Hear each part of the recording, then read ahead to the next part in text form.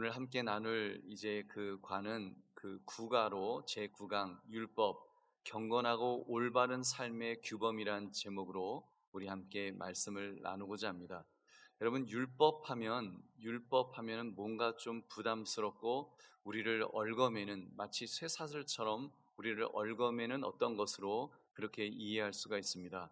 근데 오늘 제목은 이런 거예요. 율법 경건하고 올바른 삶의 규범 이런 제목으로 이제 그 율법이 왜 경건하고 올바른 삶의 규범이 될 수 있는지 우리가 그것을 함께 이제 한번 살펴보고자 합니다.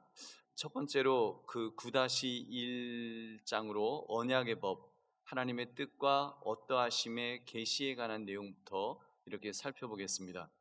율법은 언약의 법이라고 할 수 있는데 이 율법을 통해서 하나님의 뜻과 하나님의 어떠하심이 이렇게 계시되어 있습니다. 그 화면을 보시면 율, 율법은 율법은 삶의 규범으로서 하나님의 백성이 하나님과 이웃을 사랑하며 살아가는 길을 이렇게 제시하신 우리가 어떻게 이웃들을 사랑할지 또는 어떻게 하나님을 사랑할지를 율법이라는 것을 통해서 이제 하나님께서 삶의 규범으로 우리에게 제시해 주셨다는 것입니다. 그 율법에는 자신의 백성을 향한 그런 하나님의 뜻이 계시되어 있습니다. 예를 들면 율법은 곧 우리에게 거룩함을 명령하시는데 율법의 내용은 보면 우리의 거룩한 삶을 살라고 명령하시잖아요. 그것은 곧 자신의 뜻이 하나님의 뜻이 우리의 거룩함에 있음을 하나님께서 우리가 어떤 사람이 되기를 원하느냐 율법을 주셔서 우리로 하여금 거룩한 삶을 살 수 있도록 우리가 거룩한 자가 되도록 하시는 그런 뜻이 있다는 뜻을 보여주시는 것이라는 것입니다. 여러분 율법을 통해서 하나님의 뜻을 우리가 알 수 있습니다. 바로 우리의 거룩한 삶, 우리가 하나님 앞에서 거룩하게 살아가기를 원하신다는 것입니다. 그래서 율법에는 하나님의 어떠하심이 계시되어 있는데 여러분 우리에게 거룩함을 명령하시는 하나님은 또 하나님을 거룩하신 분이라는 사실을 그렇게 보여주시는 그 율법이 우리를 거룩하게 살 뿐만 아니라 하나님은 이런 분이십니다. 하나님은 어떤 분이시라고요? 거룩하신 분이라는 것을 바로 율법의 내용들을 통해서 우리에게 그렇게 알려주셨다는 사실입니다. 그 다음에 율법은 그것의 수여자 또는 조성자이신 하나님의 지혜, 의, 인자, 긍휼, 진리, 능력, 생명 이런 것들을 계시하는데 이렇듯 율법을 통해서 우리는 언약 백성의 소명을 확인하고 또 동시에 우리를 향한 하나님의 뜻과 그분의 어떠하심을 이제 깨닫게 된다는 것입니다. 그러니까 이런 도표예요. 여기 보시면 율법은 경건하고 올바른 삶의 그 규범이라 그랬죠. 그래서 언약의 법이라고도 이렇게 읽는데 그 율법을 통해서 하나님의 어떠하심, 하나님의 뜻과 하나님의 어떠하심을 깨닫게 된다는 것입니다. 하나님이 어떤 분이신지를 율법을 통해서 보여주시고 또 하나님의 뜻, 하나님이 우리를 향해서 어떤 뜻을 갖고 계시는지 그것들을 바로 율법을 통해서 이렇게 보여주신다는 것입니다. 결국 이러한 알미 하나님을 만나는 것과 다를 바가 없다는 거예요. 여러분 율법을 자세히 살펴보고 율법의 내용을 자세히 공부하다 보면 하나님을 만날 수 있다는 거예요.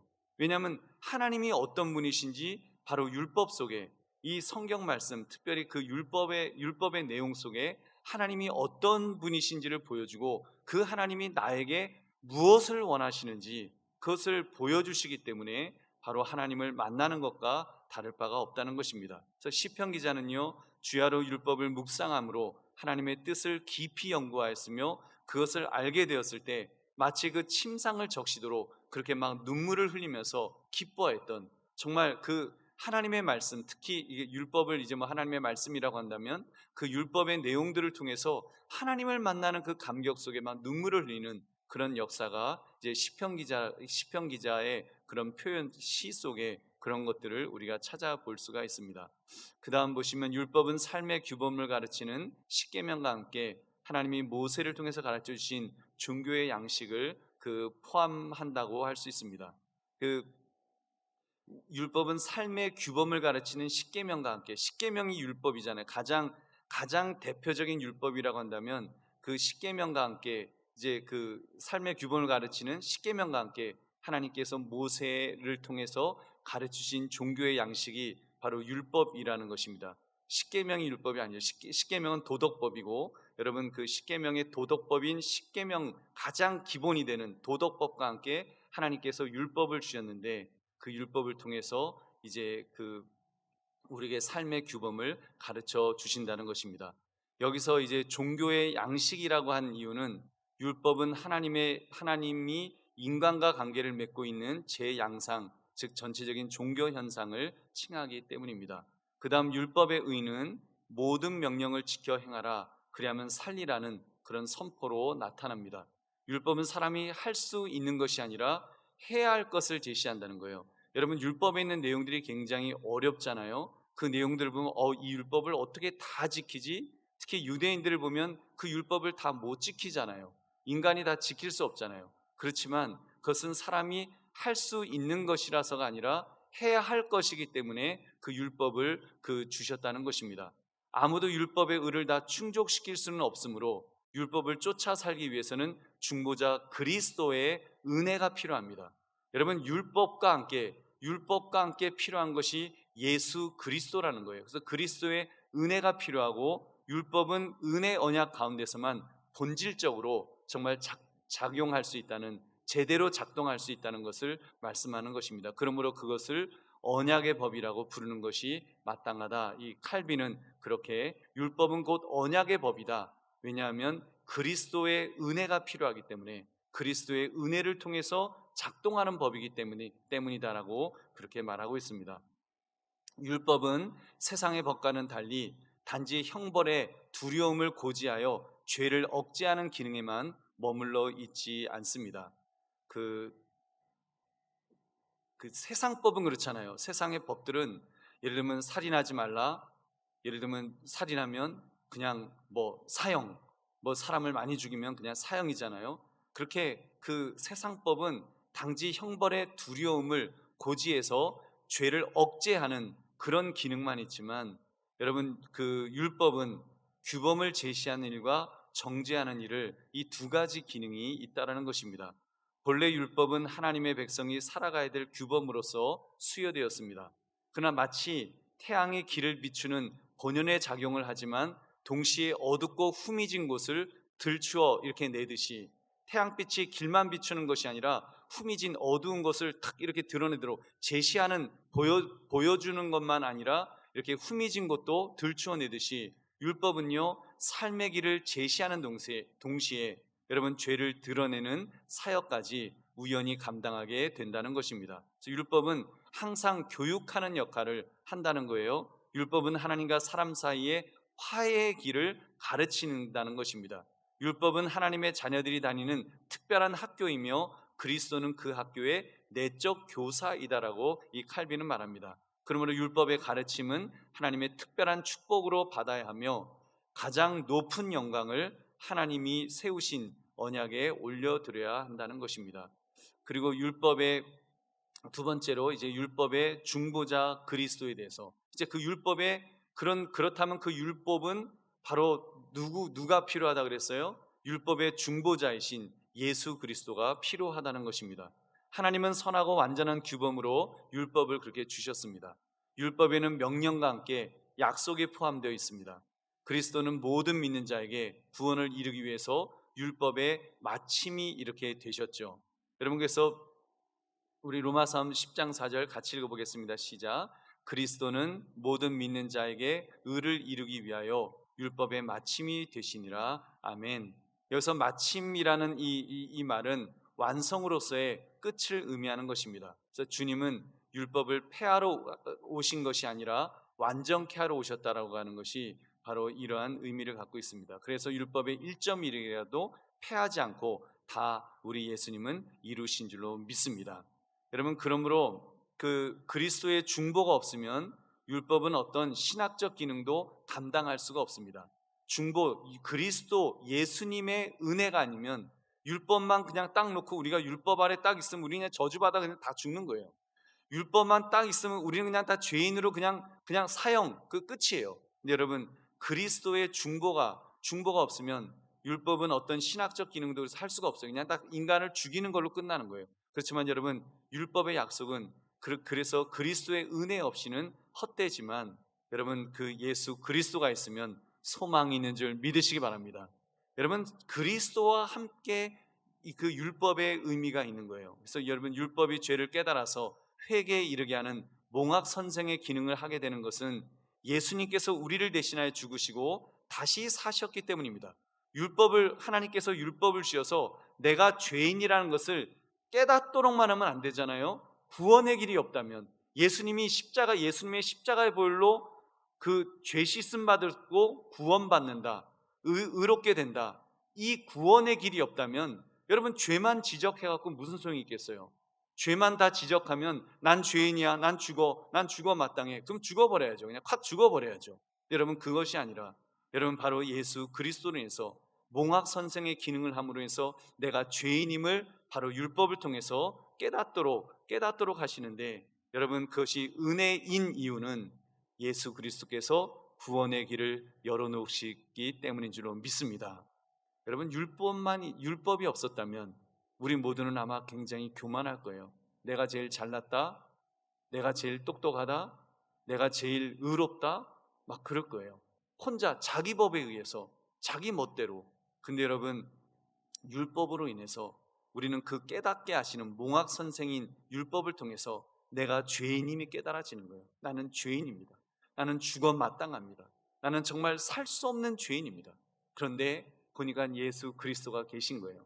십자가에서 바로 그 율법으로 인해서 죽을 수밖에 없는 나를 다시 살리시는 그 은혜, 그 구원의 길이 다 열려져 있는 거예요.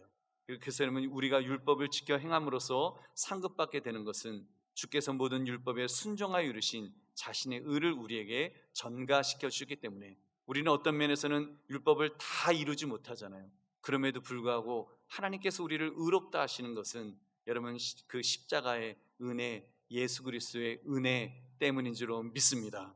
예수님의 은혜 때문에 우리는 정말 율법의 그런 우리 죄인임을 지적함에도 불구하고 우리가 참으로 구원받은 하나님의 자녀로서 살 수 있는 길이 열려 있는 줄 믿으시기 바랍니다.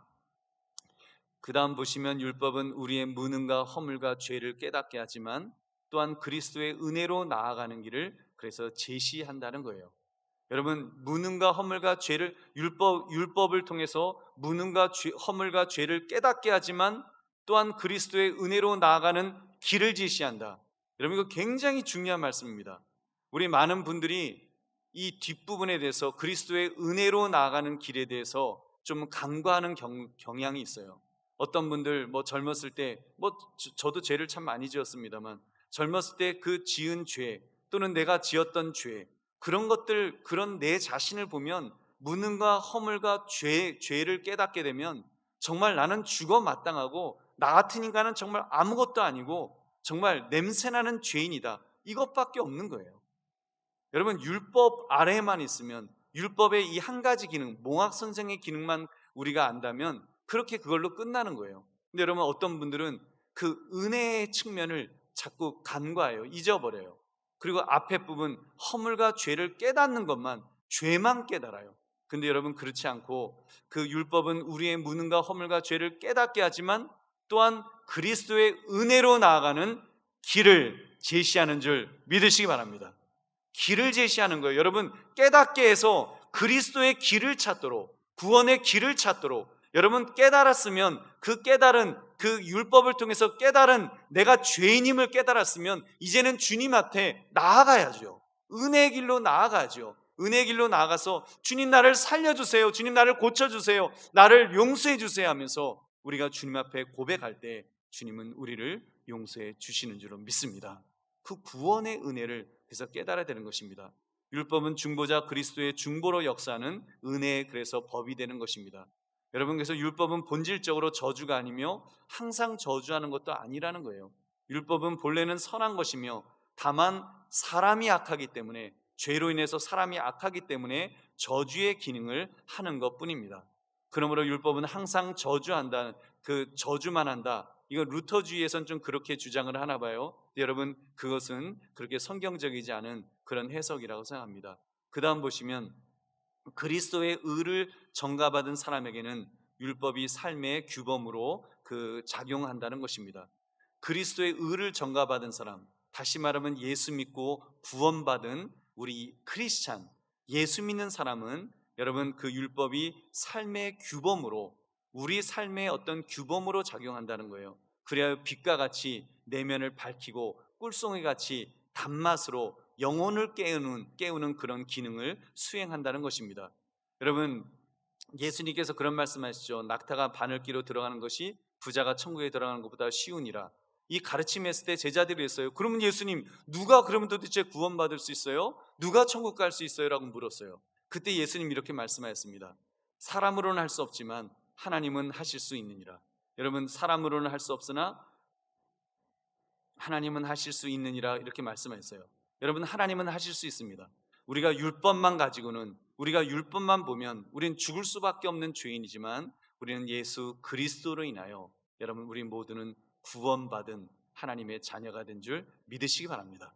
그래서 여러분, 이 율법 어떻게 보면 무시무시한 율법이에요. 무시무시한 율법이지만 이 율법이 이제는 우리에게 여러분 저주로서 다가오는 것이 아니라 정말 우리에게 이 정말 그 은혜의 말씀으로, 그리스도의 그 은혜의 말씀으로 우리에게 그렇게 다가오는 여러분 그런 그 삶의 규범으로 우리에게 왔다는 것을 여러분 꼭 기억하시면서 그렇게 하나님 앞에 우리가 감사하며 기뻐하며 살아가시기를 주님의 이름으로 축원합니다. 그 다음 3번 보시면 9-3장을 보시면 율법의 삼중적 용법에 대한 그런 말씀입니다. 여러분 9-3-2를 보면 율법의 제1용법이 있어요. 그 제1용법, 칼빈은 창세기 15장 6절에서 아브라함이 한번 같이 읽어볼까요? 시작. 아브라함이 여호와를 믿으니 여호와께서 이를 그의 의로 여기시고, 이 말씀을 가지고 율법이 우리로 삶을 세심하게 살펴보게 함으로써 자신에 대해서 절망하게 하고 궁극적으로 그리스도 안에서 구원을 찾게 한다라고 그렇게 말합니다. 여러분, 율법으로 인해서 우리는 한 번은 절망해야 돼요. 네, 절망을 통해서 다시 우리는 거기서 뛰어 올라서 이제는 구원의 길로 그 구원을 찾게 되는 그런 은혜가 여러분 있다는 것을 꼭 기억하시기 바랍니다. 이것이 바로 율법의 제1용법의 핵심이라는 것입니다. 그래서 여러분, 율법은 하나님의 의, 즉 하나님을 기쁘시게 할 만한 유일한 의를 드러냄으로써 모든 사람의 불의를 경고하고 드러내고 정죄하며 마침내는 저주합니다. 율법은 사람들이 자신들의 연약함과 추함을 깨닫게 해서 도피처인 중보자 그리스도께로 피하게 하는 작용을 한다는 것입니다. 학자들은 이를 신학적 용법이라고 그렇게 부릅니다. 그래서 여러분, 율법은 정말 내가 절망했다가 다시 그 그리스도를 찾게 되는 여러분 그런 신학적인 용법이, 그 율법의 그 제1용법이 신학적 용법이라 그래서 그런 용법이 있다라는 것입니다. 그거를 좀 표현하기를 이렇게 저울과 거울로 이렇게 표현을 합니다. 그 율법이 정죄의 기능을 할 동안에도 그 저울의 기능이 그렇잖아요. 무게를 재갖고 이렇게 정말 그 무게를 재서 이거는 너는 합격, 너는 불합격, 너는 죽음, 너는 구원, 근데 구원 받을 사람이 없죠.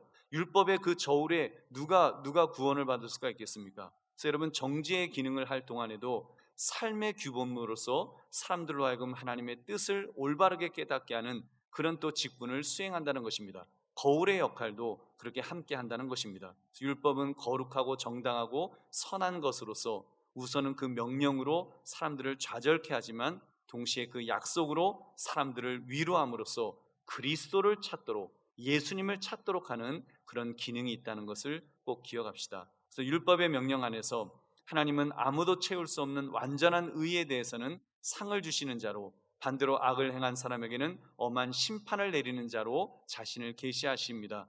그러나 그리스도 안에서 은혜의 자비로 가득한 하나님의 얼굴은 우리와 같은 불쌍하고 무가치한 죄인들을 향해서도 빛나서 우리를 구원하시는 줄로 믿습니다. 그래서 여러분, 하나님은 그 예수 그리스도 안에서 정말 우리가요, 그래서 여러분 성경을 한번 읽어보시면 구약 그 창세기 1장부터 요한계시록까지 한 일주일 동안 성경을 쭉 읽어보시면요, 그런 느낌이 듭니다. 어떤 느낌이 드는가 하면, 구약 성경을 읽을 때는 막 마음이 답답해요. 마음이 뭔가 좀 답답하고 뭔가 이렇게 떡 먹고 체한 것 같이 답답하다가 좀 어둡다가, 여러분 신약으로 가서 예수 그리스도를 만나게 되고 그리고 요한계시록까지 쭉 가다 보면은요, 이렇게 어두웠던 빛이 환하게 빛나는 그런 것을 우리가 깨달을 수가 있습니다. 여러분, 그런 역할인 거예요. 율법이라고 하는 것은 우리를 정말 어떻게 보면, 안 그러면 교만에 빠져 있는 우리는 정말 그 구제불능의 그런 죄인들이니까, 그냥 가만 놔두면 다 각자 자기 소견에 오른 대로 자기가 잘났다고 그렇게 그 하나님 보시기에는 정말 역겨운 그런 존재들이니까, 하나님은 율법을 통해서 우리를 절망케 하십니다. 절망보다는 우리를 바닥까지 떨어뜨리시는 거예요. 바닥까지 떨어뜨리시는 이유는 우리가 다시 구원의 길을 찾을 수 있도록, 어느 길요? 예수 그리스도 십자가의 길, 구원의 길, 그 믿음으로 구원 얻는 그 길을 찾을 수 있도록, 여러분 이 율법이 그런 기능을 한다는 것을 여러분 꼭 기억하시기를 여러분 바랍니다. 두 번째는 율법의 제2용법으로 정치적 용법이 있습니다. 그래서 여러분, 율법의 제2용법은 형벌에 대한 두려움으로 죄를 억제하도록 하는 기능이라는 거예요. 어떻게 보면 이거는, 제2용법은 뭐 우리도 그렇잖아요. 사람을 갖다가 뭐 100명을 죽였다? 그럼 뭐 그 사람은 뭐 여지없이 사형 언도. 그렇기 때문에 사람들이 함부로 뭐 그렇지 않아도 살인 안 하지만, 이제 그런 어떤 그 그 정치적인 용법으로 그렇게 형벌에 대한 두려움으로 죄를 억제하는 그런 기능이 분명히 있죠. 이 용법은 내부의 영혼이 아니라 외부의 행위만을 규율한다고 합니다. 즉 죄행이 외부적으로 밝혀져서 형벌을 받게 되리라는 두려움 때문에 율법을 어기지 않도록 제어하는 작용을 말한다는 것입니다. 그러니까 눈에 보이는 거, 여러분 눈에 보이는 죄, 간음죄라든지 뭐 살인죄라든지 도적질이라든지, 얼마 전에 오늘 보니까 어느 그 20살이 갓 된 여배우가 음주운전으로 그 뭐죠, 그 변압기를 들이받았다고 하는 그 기사가 있더라고요. 그 죄 지은 거예요. 벌 받아야 돼요. 여러분, 그렇게 그런 것들, 눈에 보이는 죄들, 당장 눈에 딱 누구나 다 알 수 있는 그런 죄들에 대해서 이제 그 죄행이 외부적으로 밝혀져서 형벌을 받게 되리라는 두려움 때문에 율법을 어기지 않도록 제어하는 작용을 말한다는 것입니다. 아마 대부분 다 그럴 거 아니에요. 그 대리운전 하시는 분, 대리운전으로 차를 이제 부탁하시는 분들, 술 먹고서 뭐 술 기운에 운전하고 싶지 않겠어요? 그냥 좀 마셨겠다, 기분 좋겠다, 흥얼흥얼거리면서 운전하고 집에 갈 수 있죠. 그렇지만 그러면은 음주운전으로 벌 받는 걸 알기 때문에 이제 대리운전 전화 걸어서 그분들한테 대신 부탁해서 하지 않습니까? 바로 율법, 그런 기능이 바로 이 두 번째 기능, 율법의 제2용법, 정치적 용법이라는 것입니다. 여러분, 율법이 이렇게 작용하는 방법에 있어서는 제2용법과 제1용법이 다르지 않다는 거예요. 왜냐하면 제2용법도 교사로서 하나님의 뜻을 계시하고 가르치는 율법의 규범적 사역에 기반하고 있기 때문입니다. 따라서 율법의 제2용법과 관련해서도 이를 단지 일반 시민법적 기능과 동일시하는 우는 피해야 된다는 거예요. 그래서 학자들은 아무튼 이를 정치적 용법이라 이렇게 부르고 있습니다. 그래서 마지막으로 세 번째, 율법의 제3용법입니다. 그 성도들을 위한 용법인데, 어쩌면 이 용법이 굉장히 우리에게 가장 가까이 있는 밀접한 그런 용법이죠. 율법은 영혼 속에 이미 하나님의 영이 살며 다스리고 있는 신자들 가운데서도 여전히 작동한다는 거예요. 여러분, 그 전까지의 그런 정치적 용법이라든지 그런 용법, 신학적 용법은 뭐 모두에게 적용이 된다면, 여러분 이 제3의 용법, 이것은 예수 믿는 사람들, 하나님의 영이 살며 다스리고 있는 신자들 가운데서 여전히 작동한다는 것입니다. 율법의 제3용법은 거듭난 사람들 가운데 작용하는 용법을 지칭합니다. 곧 성도들을 위한 용법이라고 부르는데, 이와 관련하여 율법에 가르치는 사역과 권고하는 사역이 주목이 된다는 것입니다. 그래서 이 세 번째 성도들을 위한 율법은 율법은 우리를 가르치는 역할을 하고 우리에게 권고해 주는 이 두 가지 역할을 한다는 것입니다. 그래서 가르치는 사역, 율법이 예수 믿는 사람, 이건 구원받은 사람이 하는 거예요. 율법이 예수 믿지 않는 사람들 볼 수 있지만 예수 믿는 사람들에게서 율법은 어떤 의미냐? 가르치는 역할이 있다는 거예요. 그래서 율법은 거듭난 사람들에게 주님의 뜻을 좀 더 순수하게 알아가며 날마다 진보가 있도록 하는 그런 역할을 계속할 수 있다는 것입니다. 율법이 가르쳐 주잖아요. 그럼 율법이 가르쳐 주면 그 율법이 하지 말라고 하는 것들을 우리가 하지 않는 거죠. 율법은 신자들을 그렇게 가르치는 기능을 계속합니다.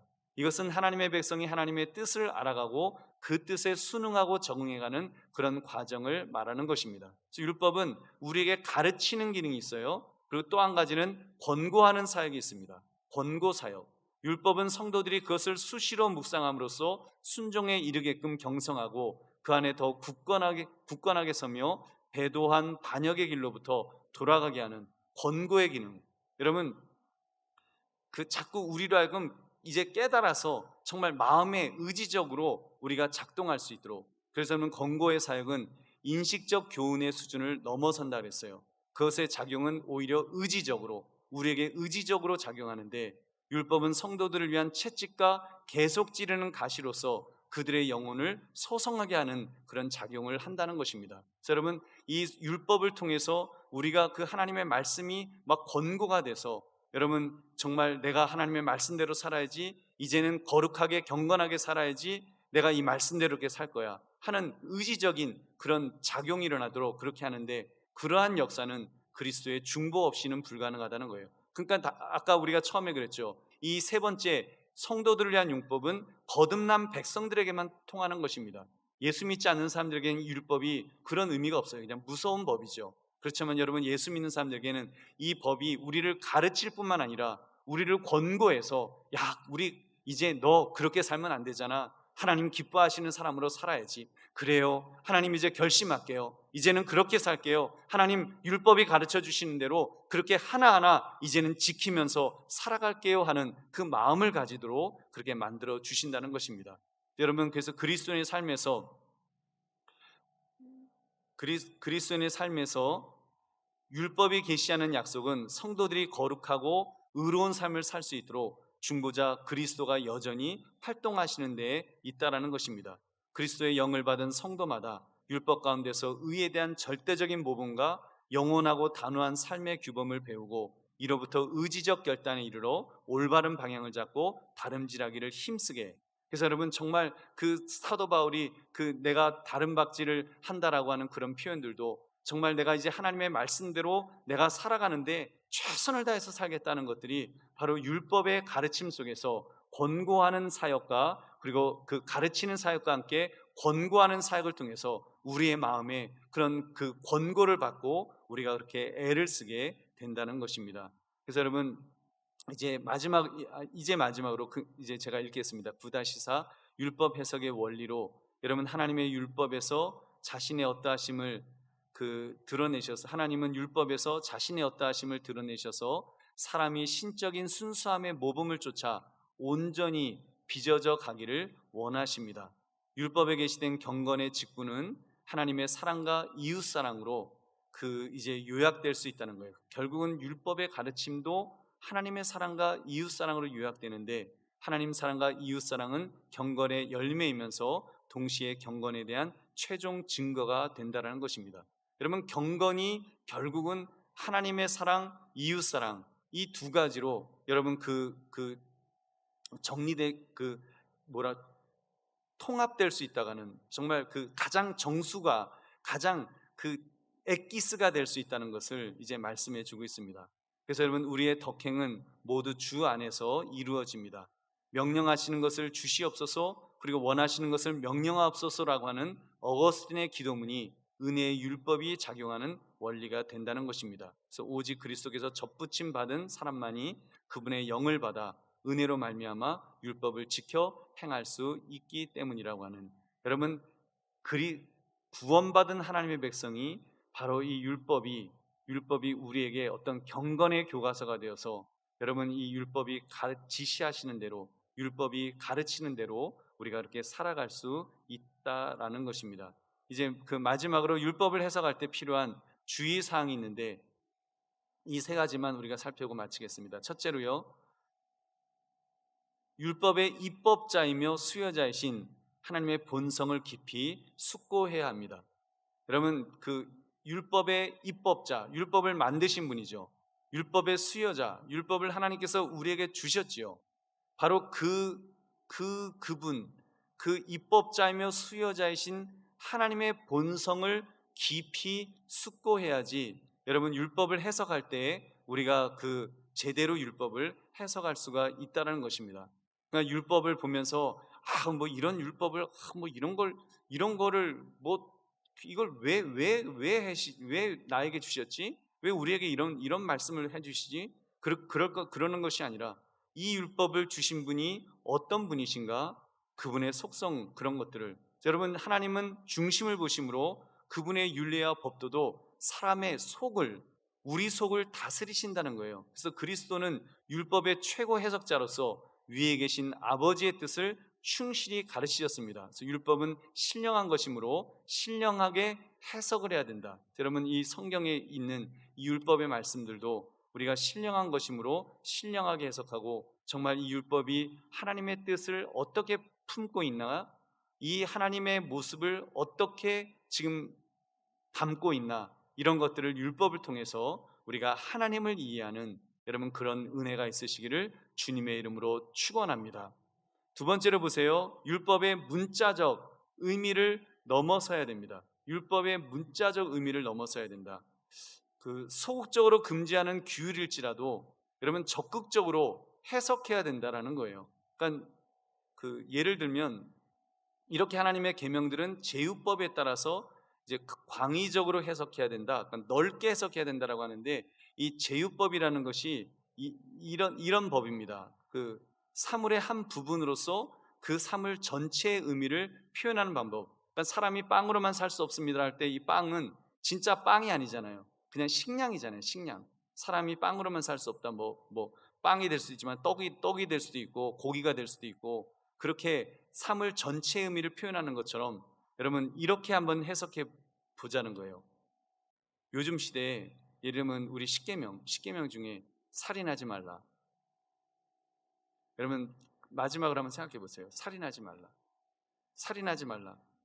여러분 잘 지키고 계십니까? 다 말씀하시겠죠. 그럼요 목사님, 저는 살인하지 말라는 그 계명은 나하고 아무 상관도 없어요. 여러분 그렇게 생각하실 수 있어요. 저도 사실 뭐 그렇게 생각할 때도 있었습니다. 여러분 그 생각해 보시면, 이 살인하지 말라 했으면 이 말은요, 힘닿는 데까지 어떤 면에서는 이웃을 돌봐라, 이웃을 보호해줘라, 이웃을 먹여 살려라, 이런 의미까지도 큰 의미에서는 그렇게 포함될 수 있다는 거예요. 그렇다면 여러분, 살인하지 말라는 이 말이, 지금 우크라이나에서 지금 그렇게 전쟁이 벌어졌잖아요. 그래서 수많은 사람들이, 무고한 사람들이 피 흘리잖아요. 피 흘리고 죽어가고 있지 않습니까? 그것에 대해서 난 예수 믿는 사람인데 뭐 내가 살인한 것도 아닌데, 러시아 군인들이 죽였지 뭐 내가 죽였나? 푸틴이 죽였지 내가 죽였나? 그럴 수 없다는 거예요.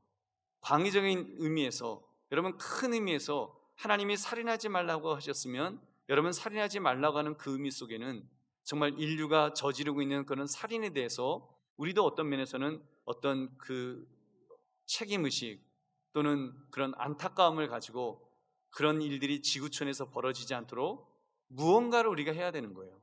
적어도 거기에 대한 책임의식을 가지고 있는, 여러분 그것이 우리의 그 모습인 줄로 믿습니다. 여러분 북한 동포들 살인하지 말라가, 북한 동포들도 마찬가지예요. 지금 코로나 때문에 뭐 죽어가기 시작하잖아요, 북한에서도. 근데 뭐 전문가들에 의하면 그분들이 지금 백신을 안 맞았기 때문에, 만약에 이 코로나가 확 하고 퍼지게 되면 정말 엄청나게 많은 사람들이 죽을지도 모른다고 하는 그런 우려를 하고 있지 않습니까? 그럼 적어도 우리 마음속에는, 뭐 북한이 받고 안 받고는 그분들 책임이라고 할지라도 김정은의 책임이겠지만, 그러나 우리는 기도해야 되는 거예요. 하나님, 빨리 그 북한에 김정은의 마음을 감동시켜 주셔서 이 또 백신이 잘 전달될 수 있도록 해달라고, WHO를 통해서 전달이 되든지 아니면 우리나라를 통해서 전달이 되든지 하나님, 아무튼 전달돼서 그들이 살 수 있도록 하나님 그런 길을 열어달라고 여러분 기도하는 것이 우리 믿음의 사람의 모습인 줄은 믿습니다. 그것이 여러분 거듭난 하나님의 백성이 그런 하나님의 율법, 하나님의 말씀을 바라보는, 성경을 어떤 해석하는 여러분 그런 그 태도여야 한다는 것입니다. 그냥 이 말씀을 살인하지 말라, 나 아무도 안 죽였어, 나는 잘 지켰어, 이것이 아니라 여러분 우리가 정말 그 의미 속에서 하나님이 원하시는 하나님 사랑, 그리고 이웃 사랑, 그 사랑하라고 하는, 그 인류를 사랑하라고 하는, 어떻게 보면 여러분 우리가 뭐 러시아에 대해서 굉장히 분노하지만 또 러시아의 그런 군인들 아무 죄 없잖아요. 그 군인들도 어떻게 보면 죄가 없잖아요.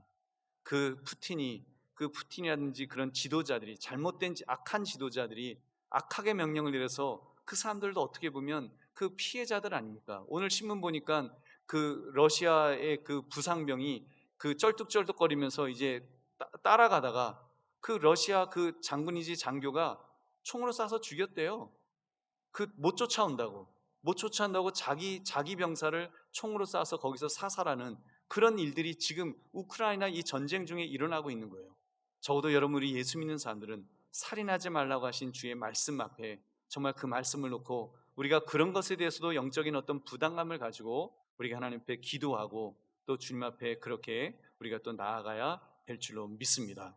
여러분 그렇게 정말 하나님의 말씀 율법을 그렇게 좀 폭넓게 이해하시는 저와 여러분 되시기를 주님의 이름으로 축원합니다. 세 번째, 제1에서 4계명과 제5에서 10계명, 1계명부터 4계명은 하나님 사랑이잖아요. 5계명부터 10계명은 이웃 사랑이잖아요. 그걸 조화롭게 해석해야 한다는 것입니다. 조화롭게 그거를 해석해서 여러분 정말 그 하나님에 대한 경건의 의무와 이웃에 대한 사랑의 의무를 함께 여러분 우리가 다 감당할 수 있도록, 그래서 진정 하나님의 뜻이 한 생명을 천하보다 귀하게 여기는 데 있다고 확신하는 사람만이 이웃을 자신의 몸과 같이 사랑하게 될 것이라는 것입니다. 여러분 율법을 통하여 하나님의 뜻과 그분의 어떠하심을 깨닫는 자마다 이웃을 위한 사랑이 또 그렇게 또 될 수 있고, 곧 그것이 이웃사랑이 곧 예배다라고 말할 정도로 그렇게 우리가 산 제물로 드려지는 여러분 그런 것까지 우리가 이렇게 나아갈 수 있게 될 줄로 믿습니다. 이제 말씀을 맺습니다. 율법, 경건하고 올바른 삶의 규범이라 그랬습니다. 경건하고 올바른 삶의 규범. 여러분 이 율법을 너무 부담스럽게 정말 우리를 얽매이는 그런 하나님이 그런 주신 어떤 저주받은 법인가? 여러분 그런 것이 아니고 적어도 우리 예수 믿는 사람들에게는, 구원받은 하나님의 백성에게는 경건하고 올바른 삶의 규범으로서 이렇게 주어졌다는 것을 꼭 깨달으셔서 정말 율법 때문에 내가 죄인임을 깨달았고 그래서 예수 그리스도를 바라볼 수 있게 되었고 구원받은 정말 그 예수님의 은혜 속에 우리가 살아갈 수 있게 됐다는 것을 여러분 꼭 기억하시기 바랍니다. 그리고 이 율법을 통해서 여러분 위로는 하나님 사랑, 그리고 수평적으로는 이웃 사랑이라고 하는 이 귀한 사명을 우리가 끝까지 잘 감당하시는 저와 여러분 되시기를 주님의 이름으로 축원합니다.